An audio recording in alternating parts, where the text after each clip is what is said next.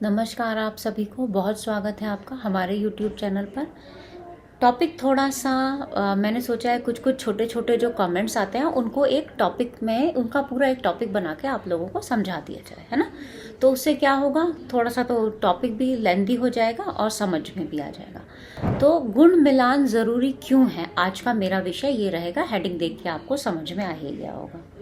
देखो क्या होता है, गुण मिलान पुराने समय से होता आया है और ज्योतिष में गुण मिलान के विषय में बताया भी गया है। तो कुछ ना कुछ सोच के शायद ये मिलान किया गया होगा।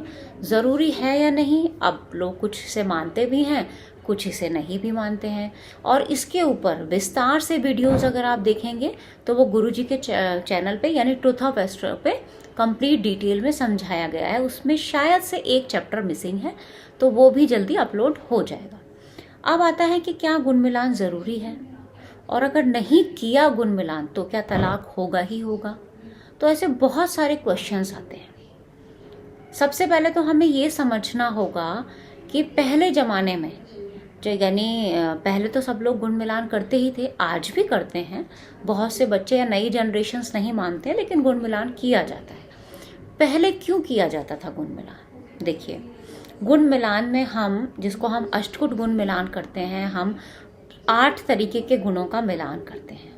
अगर उन गुण को हम ध्यान से समझें तो उन गुणों में कहीं ना कहीं प्रेम की बात होगी, सौहार्द की बात होगी, सहयोग की बात होगी, सहनशीलता की बात होगी, परिवार की बात होगी, स्वास्थ्य की बात होगी, और दोनों परिवारों का मिलन की भी बात होगी, भरोसे की भी बात होगी, और संतान की बात तो होती ही है ना। ये सारी बातें होती थी।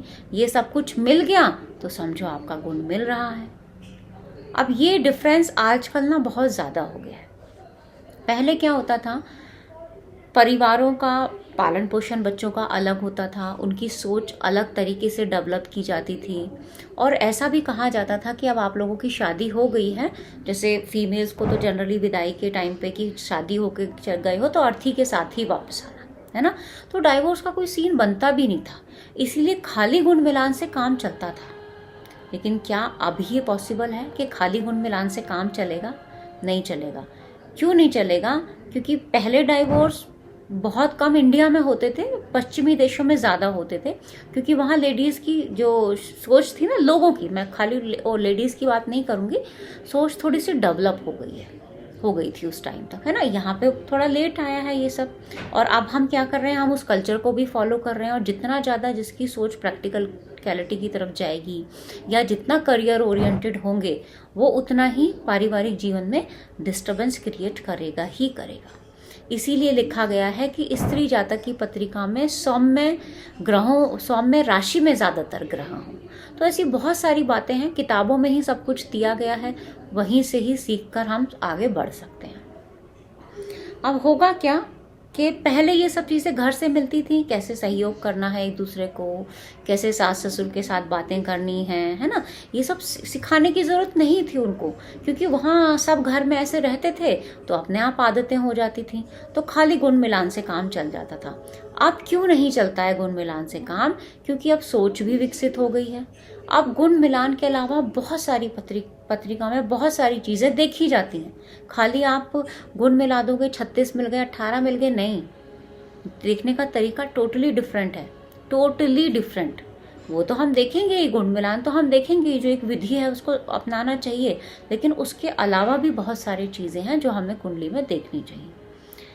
फिर क्या होता है, अक्सर आपने ये सुना होगा कि कर्क लगन वालों का मैरिड लाइफ डिस्टर्ब होती है। कर्क लगन ही क्यों?